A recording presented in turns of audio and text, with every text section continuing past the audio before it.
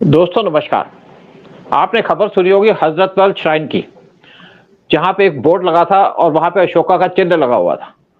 उसको जो कट्टरपंथी है उन्होंने तोड़ना शुरू कर दिया, हटा के माने, और ये कश्मीर के अंदर हुआ।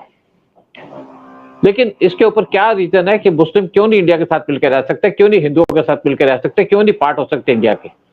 जब इंडिया का पार्टीशन हुआ था तो बहुत से मुस्लिम इंडिया के अंदर भी आज भी वहां पे नारे लगाते हैं पाकिस्तान के, तो पाकिस्तान जाना चाहिए था इनको।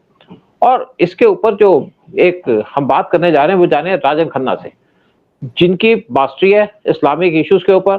और राजन खन्ना जी, आप कैसे देखते हैं जो हजरतबल श्राइन के ऊपर लोगों ने तोड़ना शुरू कर दिया था, जो बोर्ड लगा था जहां पे हमारे हिंदुस्तान का या अशोक चक्र लगा हुआ था। देखिए, ऐसा है कि ये एक वन ऑफ इंसिडेंट नहीं है। कश्मीर में थोड़ा सा रंग अलग ले लेती है क्योंकि कश्मीर में वातावरण भी उस प्रकार का है, लेकिन ये एक पैन इस्लामिक समस्या इसलिए है क्योंकि क्या होता है कि जो मजहब है वो अपनी जगह पे है, राष्ट्रीयत्व जो है वो अपनी जगह पे है।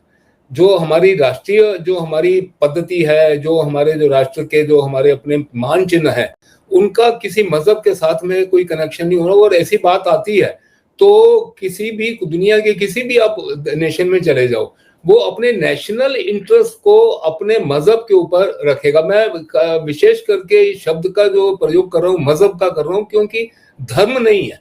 धर्म जो है ना वो, और मजहब का जो है वो ट्रांसलेशन नहीं है। ये हम गलती करते आ रहे हैं। हमारे जो सेकुलर ये हिस्टोरियंस थे बहुत समय से, इन्होंने क्या किया कि जो धर्म का क्या जी ट्रांसलेशन है, या रिलीजन है या मजहब है, दोनों नहीं है। ये सेमेटिक जो सोच है ना, ये मजहब और रिलीजन, ये दोनों सेमेटिक जो उनके रिलीजन से ना उससे संबंधित है।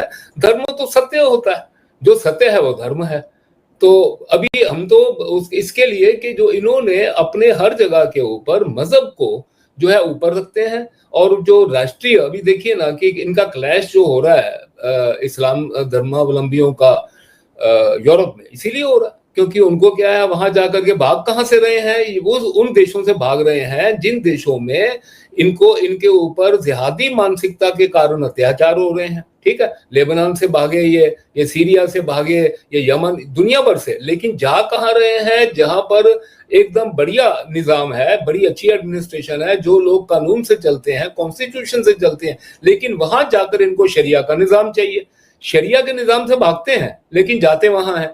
तो ये जो डुअलिटी है, ये डुअलिटी जो है उसका कुछ ना कुछ आपको इमेज भारत में भी दिखेगा। अभी जो ये घटना हुई हजरतबल की, अब मुझे एक बात बताइए, वक्फ बोर्ड का वहां पर बोर्ड लगा था, वक्फ बोर्ड वहां पर काम जो है वो रेनोवेशन का कर रहा है। तो वक्फ बोर्ड भारत सरकार का जो इस वक्त एक एंटिटी है, तो भारत सरकार का एम्ब्लेम तो लगाएगा ना। आपको क्या उसमें समस्या है? यहां रहते हुए देखिए, हमारा जो एक सनातन थॉट है, जो हिंदू थॉट है ना, ये कभी किसी को ये नहीं कहता कि आपकी पूजा पद्धति क्या हो, क्योंकि पूजा पद्धति के बारे में हजारों साल से हमने इतनी छूट दे रखी है कि हमारे पास तो प्रमाण है इस बात के। एक ही घर में शैव भी था जो शिव की पूजा करता है, वैष्णव भी था, शाक्त भी था जो शक्ति की पूजा करता है, गणपत्य भी अपने यहाँ होते हैं। और फिर बाद में ऐसा भी बहुत मिला, हमारे पास में प्रमाण है कि जब बौद्ध और जैन आया तो एक ही घर में आपको क्या है कि एक जो शाखा है वो बौद्ध फॉलो कर रही है, एक शाखा जो है वो वैष्णव फॉलो कर रही है।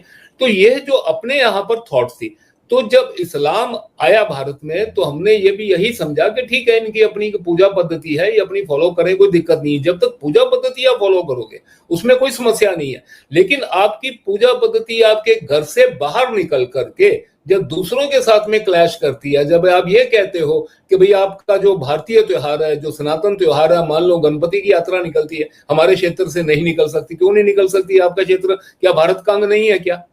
आपको पता है कि प्री पार्टीशन भारत में, आप भी पंजाब से हो, मेरा भी संबंध जो है वो पंजाब से है, जितने भी उस वक्त रॉयड मैक्सिमम हुए, बजट निकाल के देख लो, वो रॉयड्स इसलिए होते थे कि हिंदू होली के समय ढोल नगाड़े लेकर के जो है वो जुलूस निकाले करते थे। और गलती से किसी मस्जिद के नजदीक से अगर वो जुलूस निकल गया तो तुरंत पहले तो उसके ऊपर पत्थरबाजी होती थी, पहले से तैयारी करके रखी हुई है वहां से। और बाद में फिर क्या होता था, तलवारें लेकर अगर बार मार काटने के लिए। ये मानसिकता जो है ना, ये मानसिकता की समाप्ति चाहिए। और ये मानसिकता है क्या, थोड़ा देखिए, जब तक जैसे कॉज एंड इफेक्ट थ्योरी होती है ना, तो हम लोग बात कर रहे हैं इस वक्त इफेक्ट की, कि ये इफेक्ट नजर आ रहा है, इसका कॉज क्या है, थोड़ा उसके ऊपर डिटेलिंग करेंगे, हम जाएंगे थोड़ा इतिहास में। जब तक देखिए कोई भी चिकित्सा पद्धति होती है वो सबसे पहले डायग्नोसिस से शुरू होती है, उसके बाद में फिर होता है इसका इलाज क्या है। इसका डायग्नोसिस ये है कि भारत में अपने यहाँ पर जब इस्लाम आया 712 में, सबसे पहले मोहम्मद बिन कासिम ने आक्रमण किया सिंध प्रांत पे, लेकिन वो सिंध प्रांत तक ही या मुल्तान तक, पंजाब का जो दक्षिण इलाका है ना, मुल्तान तक ही सीमित रह गया, उससे आगे जा नहीं पाया। तो वहां तक तो कन्वर्शन इन्होंने कर दी, जहां जाते हैं सबसे पहले कन्वर्शन करते हैं। हमारे साथ में एक, चलो इनका एक मुद्दा था कि लो जी आप जो है वो मल्टीथीस्ट हो, हम मोनोथीस्ट हैं, ये एक मुद्दा लेकर आते हैं। जबकि अपने यहाँ भी हर प्रकार का जो है वो एक प्रवाह चलता है, जैसे इसमें ऋग्वेद में है एकम सद विप्रा बहुधा वेदंती, कि एक ईश्वर को मानते हुए बाकी जितने देवी देवता हैं उनको हम उनका रूप मानते हैं, कि उस रूप में आकर के हर हर हर देवी देवता का एक हमने रोल, एक भूमिका जो है वो हमने अपने मन में बना के रखी है, लेकिन ईश्वर को तो एक ही मानते हैं।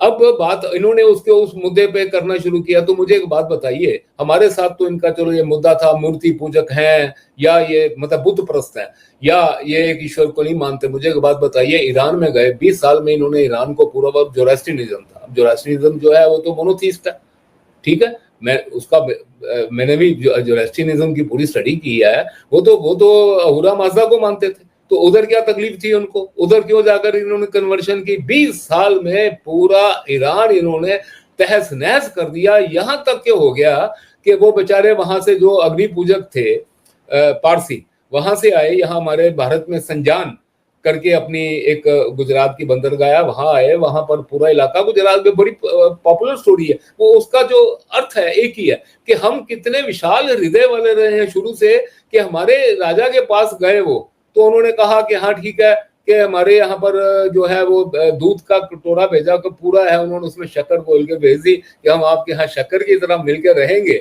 और वाकई में आज तक दूध में शक्कर की तरह ही पारसी समाज जो है देश की उन्नति में, देश की प्रगति में, हर चीज में साथ खड़ा है। लेकिन अपना अलग से धर्म फॉलो करता है, अपना मजहब फॉलो करता है, क्या समस्या है उसमें? कोई समस्या नहीं, कोई।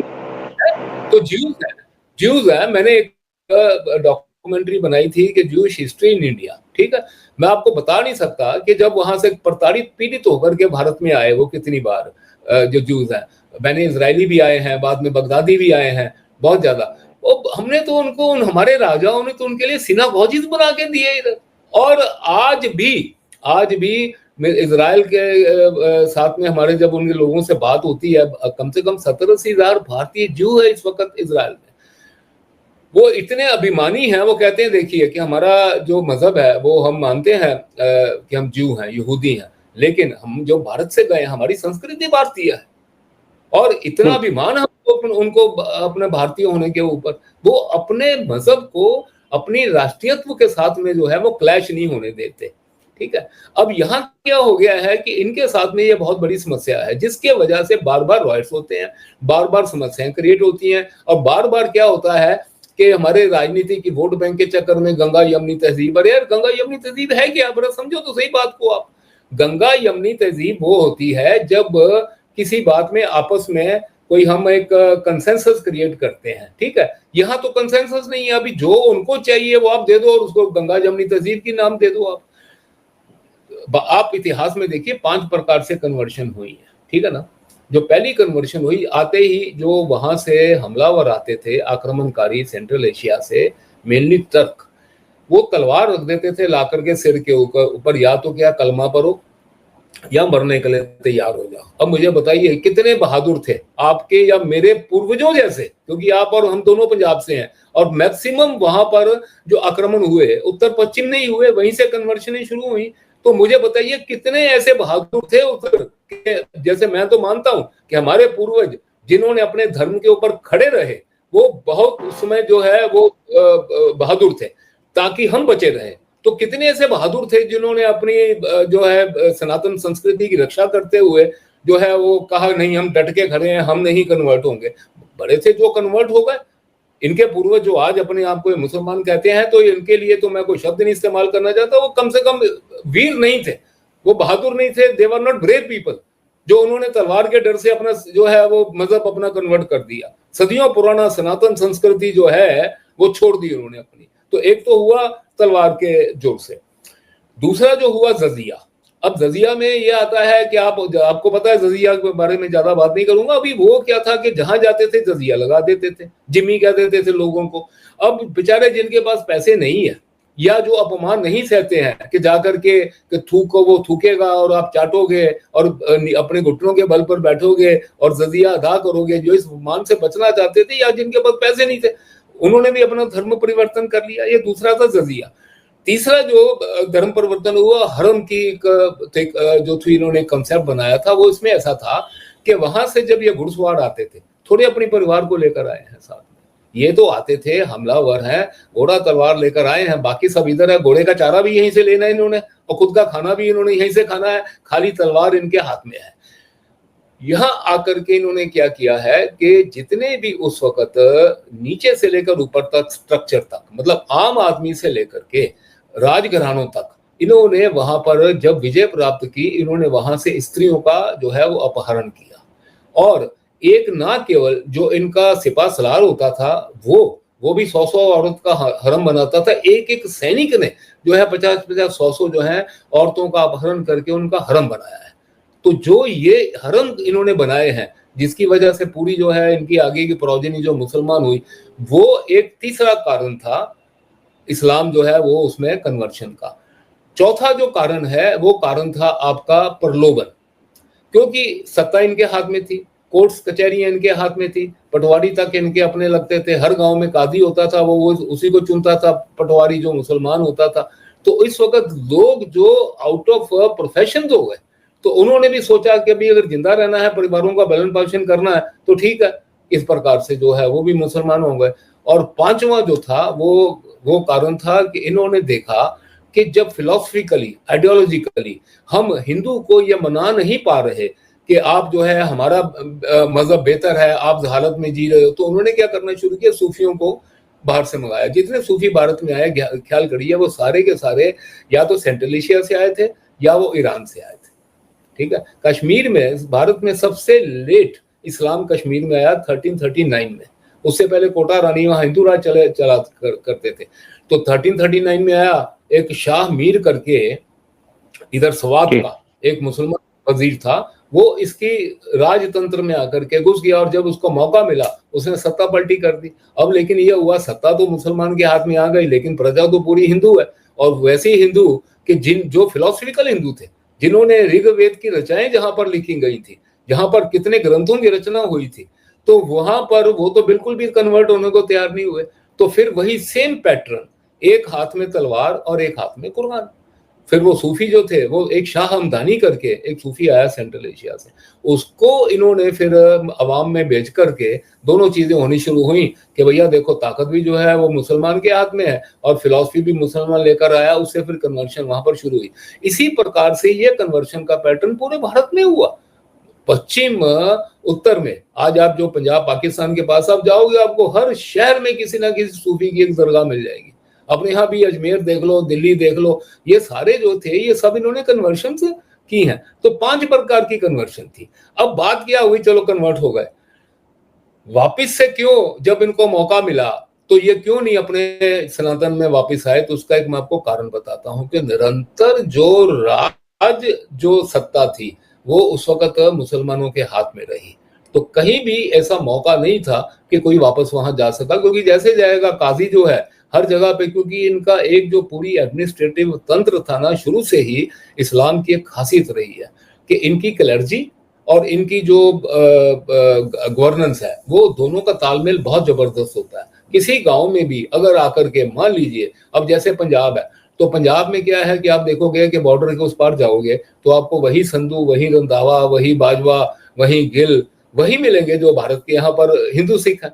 तो उस वक्त क्या होता था, पारिवारिक, कई बार विशेष करके सियालकोट के इलाके में ऐसा हुआ कि एक परिवार मुसलमान हो गया 2-4 पीढ़ी पहले, बाद में एक भाई जो अभी भी हिंदू चल रहा है तो कहता था यार ठीक है कि तुम तो हो गए हो, उस वक्त तुम्हारी मजबूरी थी, तो तुम अभी वापस जो है अपने साथ में आके मिल जाओ। लेकिन वो आ नहीं पाते थे। उसका कारण बड़ा स्पष्ट था कि मुस्लिम जो निजाम था उसके अंदर काजी तुरंत इतला दे देता था और आकर के अगर वो इस तरह से इस्लाम छोड़ेगा उसका सिर कलम कर दिया जाता था।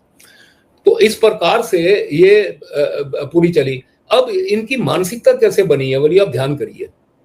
मानसिकता ये बनी है कि जैसे मैं आज कह रहा हूं, मैं गर्व से कहता हूं कि मेरे पूर्वज जो थे बहुत बड़े बलिदानी थे, जो डट करके खड़े हो गए उस वक्त है।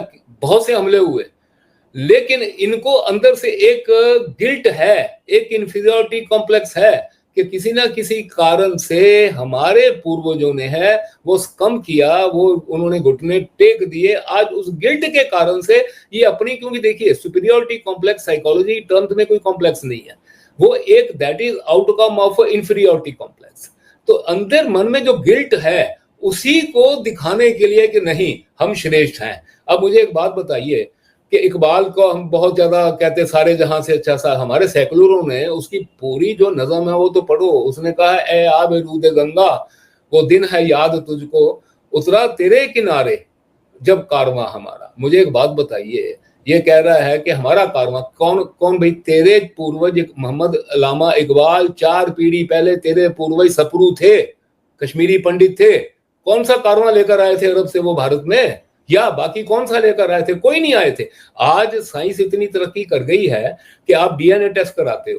पाकिस्तान में मेरे एक दोस्त हैं, उनको लगा कि बहुत बड़े लेखक हैं, one of the best author of Pakistan. उन्होंने कहा कि यार एक शौक के तौर पे मैं अपना ना एक डीएनए टेस्ट करवा लेता हूँ। वो कराची में डीएनए टेस्ट कराने गए तो उनके एक दोस्त और थे, सईद थे। अभी सईद जो लिखते हैं अपने आप को, वो कहते हैं हम डायरेक्ट वंशज हैं प्रॉफिट के, ठीक है, और अपने आप को बड़ा गर्व से सईद कहते हैं कि देखिए हमारी लीनेज जो है वो सीधा वहां से आती है। तो सईद साहब भी उनके साथ में चले गए। ये डॉक्टर साहब ने मुझे बताया, कहता उनको भी था कि यार चलो मैं आज जाकर के ना मेरे सईद होने के ऊपर मुहर लगवा ही देता हूँ। तो उन्होंने जो अपना डीएनए टेस्ट वहां पर जाके करवा लिया। जब रिपोर्ट आई बाहर तो डॉक्टर साहब कहते मुझे तो पता था कि मैं साउथ एशियन डीएनए मेरा। कहता वो भी मुंह लटकाए हुए थे। तो कहता मैंने पूछा कि हाँ जी सईद साहब क्या है? कहता यार मेरा भी साउथ एशियन ही निकला है। तो अब मुझे बताइए, हम सबका डीएनए साउथ एशियन है।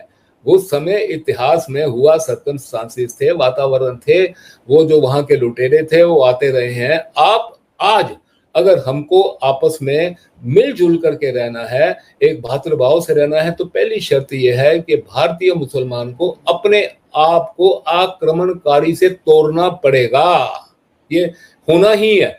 कितने भी ये पॉलिटिशियन जो हैं ये अपनी दलीलें देते रहें, कुछ भी करते रहें, पहला तो ये होगा ही कि आपको बाबर से, आपको गजनवी से, आपको मोहम्मद बिन कासिम से, आपको गौरी से, आपको अब्दाली से, आपको नादिर शाह से अपने आप को तोड़ना पड़ेगा। आप हाँ वो उनको आक्रमणकारी मानना पड़ेगा, पहली बात। दूसरी बात, भारतीय मान चिन्ह है। आपको आपकी पूजा पद्धति पे तो कोई प्रश्न चिन्ह है ही नहीं। आप घर में जो मर्जी करो, बाहर करो, आपकी मस्जिदों की जितनी बड़ी छूट भारत में है कहीं दुनिया में नहीं है। और यहाँ पर जो हमारे मान चिन्ह है कि आज यदि हम किसी सभा में वंदे मातरम गाते हैं तो आपको वंदे मातरम गाना चाहिए। कारण है उसका भारत माँ की जय करनी चाहिए, क्योंकि इसका आपके मजहब से कोई क्लैश नहीं है। आप कहोगे नहीं मेरे मजहब में यह अलाउड नहीं है तो नहीं, फिर क्या होता है कि फिर जो हमारी नेशनैलिटी है वो आपके मजहब से अगर क्लैश कर रही है तो हम तो क्या है अपनी नेशनैलिटी के लिए हजारों साल से हम लोगों ने अपने राष्ट्रीयत्व के लिए, हमारी संस्कृति के लिए जाने दी है ना अपनी, हम तो उसके लिए खड़े हैं। हाँ हम उस चीज के लिए खड़े हैं। हमारे लिए हमारे राष्ट्रीय मान चिन्ह जो है वो सर्वोपरि है, ठीक है। तो उसके लिए तो ये दो चीजें इनको जो है अपनी एडजस्ट करनी पड़ेंगी। एक तो आक्रमणकारियों से अपने आप को तोड़ना पड़ेगा। बाबर से तोड़िए। आपने हमारे साथ में लड़ाई लड़ी इतने साल बाबरी मस्जिद के लिए, क्योंकि उसने क्या किया था बाद में प्रूव हुआ कि वहां मंदिर था और अदालत ने दिया। तो आपको अपने पूर्वज राम के साथ में संबंध बनाने पड़ेंगे, कृष्ण के साथ में संबंध बनाने पड़ेंगे। आपको आक्रमणकारियों से, मैं ये नहीं कहता हूं कि आपके मजहब के अंदर जो आपके पैगंबर हैं हम मानते हैं, क्योंकि हमारा हिंदुओं का एक बहुत बड़ा वो है कि हम कहते हैं कि आनो बधरा कृतु यंतु विश्वतः। आपके भी कोई अच्छे विचार हैं वो हम अपने आप में समावेश कर सकते हैं, दुनिया के कहीं भी हो, कोई उसमें फर्क नहीं है। हम रूढ़िवादी नहीं है, लेकिन इसके साथ साथ हम राष्ट्रवादी हैं। हमारे राष्ट्र के सामने अगर कोई आकर के चीज आड़े अड़ेगी ना, वो हमको बिल्कुल भी मंजूर नहीं है। तो बिल्कुल भारत में आने वाले समय में अगर इनको बहुत ज्यादा अब हमारे साथ में भातृभाव के साथ में चलना है, तो इनको अपना मजहब इंटैक्ट रखते हुए राष्ट्रीय विचारधारा में आना पड़ेगा।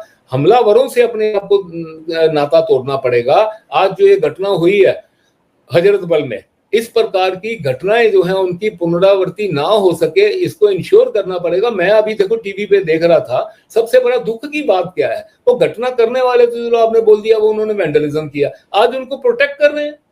उमर अब्दुल्ला कह रहा है कि क्या जरूरत थी आपको वहां पर हजरत बल श्राइन के अंदर अशोक चिन्ह लगाने की। भैया भारत सरकार अगर वहां काम करी तो भारत सरकार अपना चिन्ह छोड़ देगी क्या? फिर बात वही आ गई, क्लैश आ गई राष्ट्रीयत्व का और आपकी मजहबी बिलीफ्स का। तो हम तो अपने राष्ट्रीयत्व को जो है उसके लिए तो हम हमेशा से खड़े रहे हैं, खड़े रहेंगे। इस प्रकार से भारत में बाकी जगहों पे भी इसकी पुनरावृत्ति ना हो सके, मुस्लिम समाज के भीतर से ही आवाजें आनी चाहिए कि भाई आपको रोका थोड़े है किसी ने वहां पर अजान देने से या नमाज पढ़ने से या कोई और काम करने से, आप अपना काम करिए। लेकिन राजन साहब, ये आपकी बात क्यों सुनेंगे? ये मुसलमान जो आपकी बात क्यों सुनेंगे? क्या इस तरीके से इनका धर्म चल पाएगा? क्या इस तरीके से मुसलमान जो है हिंदुस्तान के अंदर रह पाएंगे? क्वेश्चन तो ये आते हैं ना। नहीं, आपकी बात सही है, आपकी बात सही है। एक होती है विशफुल थिंकिंग, ठीक है ना, हमारे जैसे लोग, हाँ बस विशफुल थिंकिंग है हमारी। बाकी इतिहास इनका जो है इस बात का साक्षी नहीं है, इस बात का प्रमाण नहीं देता है कि ये बात सुनेंगे। क्योंकि आपको एक छोटी सी बात मैं कहता हूं कि अकबर ने कोशिश थोड़ी की थी कि चलो मैं दोनों उसके कोई राजपूत सरदार बड़े थे, उसका अपना जो पूरी रेवेन्यू सिस्टम था अकबर का, वो चलता था पूरा हिंदुओं के ऊपर। दीवान टोडरमल जो था रेवेन्यू मिनिस्टर था, और पूरे मान सिंह और बाकी जितने राजपूत राजा उसके, उसको क्या लगा कि एक दोनों के बीच में ना हम कोहेशन कॉपरेशन लेकर आए, तो दीने इलाही बना दिया उसने। ठीक है, अब दीने इलाही का अगर आप पढ़ोगे ना तो उसमें 80% इस्लाम की ही टेनेट्स थे। खाली जो इस्लाम का एंटी का जो था, जिसको वो कुफ्र कहते थे ना, उसको उसने डाइल्यूट किया था ताकि बुत प्रस्त भी साथ में खड़े हो जाएं आकर के इनके, इतना ही था। बाकी तो टेनेट वही थे। लेकिन वो 20% डाइल्यूशन भी उस वक्त के मुल्ला मौलवियों कादियों को मंजूर नहीं थी। अब सोचिए, उन्होंने चलने नहीं दिया उसका दीन इलाही। हिंदू जो थे दो चार, जैसे बीरबल था या और थे, उन्होंने कहा ठीक है यार अच्छी बात, हम आ जाते हैं। मुसलमान कोई नहीं आया। तो ये ऐतिहासिक, मतलब हर जगह के ऊपर हमारे पास में प्रमाण मौजूद है। हाँ, आगे ये इनके ही हक में है। क्योंकि एक बात मैं आपको बता दूं, बहुत दिल पे सीने पे हाथ रख के, कि जो 1000 साल तक मार खाई है ना, वो भूलेंगे नहीं। और ये हमारे भाई हैं, एक मिनट, हम, क्योंकि मैं तो मानता हूं बाहर से तो आए नहीं है, यहीं का डीएनए है। लेकिन ये भी माने कि ये बाहर से नहीं आए हैं, ये डीएनए इनका यहीं का है, भारत माता के ही। देखिए, आपकी सारी बातें ठीक हैं, लेकिन इनको कौन सुधार सकता है? ये बात मानेंगे नहीं, क्योंकि ये कट्टरपंथी है। ये हमारे साथ एडजस्ट नहीं कर सकते। और वैसे चाहिए था इनको, जितने भी ये लोग हैं, जैसे हिंदुस्तान के अंदर जो मुसलमान बैठे हैं, जिनको हिंदुस्तान के साथ रहना नहीं है, हिंदुओं के साथ रहना नहीं, उनको चला जाना चाहिए पाकिस्तान के अंदर, लेकिन जाएंगे नहीं। और ये जो पाकिस्तान से लोग जाते हैं यूरोप के अंदर, क्यों जाते हो भाई? आप अपनी कंट्री के अंदर रहो, या आपका तो वहीं पे कंट्रोल है। और आप देखिए ना, सिर्फ पाकिस्तानी, गल्फ से सारे के सारे यूरोप के अंदर जाते हैं। जैसे आपने कहा, क्यों जाते हो भाई? अपनी कंट्री के अंदर रहो, वहां पे जाकर के आप किताबें पढ़ते हो, इस्लाम का प्रचार करते हो, और ये वहां पे पिट के आते हैं। इनकी गर्दनें काट दी जाती हैं जब इराक और आपके सीरिया के अंदर ये लोग निकलते हैं। आप देखिए लेबनान में क्या हाल चल रहा है, हजारों मारे गए, इजराइल ने किसी को छोड़ा नहीं, हजारों के लाखों मारे जाएंगे, लेकिन कट्टरपंथी उसी तरीके से रहेंगे। ये चेंज नहीं हो सकते, इनको हम चेंज नहीं कर सकते, और ये तभी चेंज होंगे जब इस्लाम खत्म होगा। जी जी जी। तो आपने बड़ी अच्छी बातें की। हाँ, आखिरी कर लीजिएगा। एक बात आखिरी है कि देखिए, हम तो 2 नेशन थ्योरी में बिलीव नहीं करते, हम तो नहीं करते ना। तो जब जिन्होंने 2 नेशन थ्योरी फ्लोट की थी, तो उस वक्त जब हम ना मानते हुए हमारी मातृभूमि का विभाजन कर दिया गया, तो उस वक्त किसके ऊपर हुआ था? यही ना कि मुसलमान हिंदू के साथ नहीं रह सकता। ठीक है, तो फिर सारे मुसलमानों को जो है अलग देश दे ही देना चाहिए था। फिर सब ये तो आसिम मुनीर ने भी कह दिया तो भाई आप अपने मुसलमानों को ले लो। अब हम भी तो इंडिया के अंदर लेके आ रहे हैं, सीए लेके आए कि जितने भी हिंदू बैठे हैं या आप जैन बैठे हैं, सिख बैठे हैं, क्रिश्चियन बैठे हैं, उसको हम ले रहे हैं, हम तो सबको ले रहे हैं, लेकिन मुसलमानों को आप ले जाओ। अगर आपको इतना प्यार है हिंदू आपको मुसलमानों से, लेकिन वो लेंगे नहीं। और या फिर जो यहाँ रहे हैं वो हमारे राष्ट्रीय मान चिन्हों के अंदर विश्वास रखें, वो अलग अलग अपना राग ना अलापें हर जगह के ऊपर। हमारे इस्लाम में ये अलाउड नहीं है, हम ऐसा है, आप काफिर हो, वो कुफ्र की बुत परस्ती की बात मत करें। तो या तो ये करे काफिर तो शिया को भी कह देते हैं, काफिर तो अहमदियों को भी बोलते हैं। खैर ठीक है, बहुत अच्छी बात की आपने। और राजन खन्ना साहब की तो पूरी एक हिस्ट्री है इस्लाम के ऊपर, बहुत कुछ देखा हुआ है, बहुत कुछ जाना हुआ है। और आपको बताइए वीडियो आपको कैसा लगा? आपको जो राजन खन्ना साहब ने पूरी इंफॉर्मेशन दी इस्लाम के बारे में, इंडिया के बारे में, और इंडिया के अंदर किस तरीके से जो इस्लामिस्ट हैं या मुसलमान हैं वो मिलके नहीं रहते। अपने विचार दीजिएगा, अपने कमेंट दीजिएगा। जय हिंद, जय भारत। जय भारत।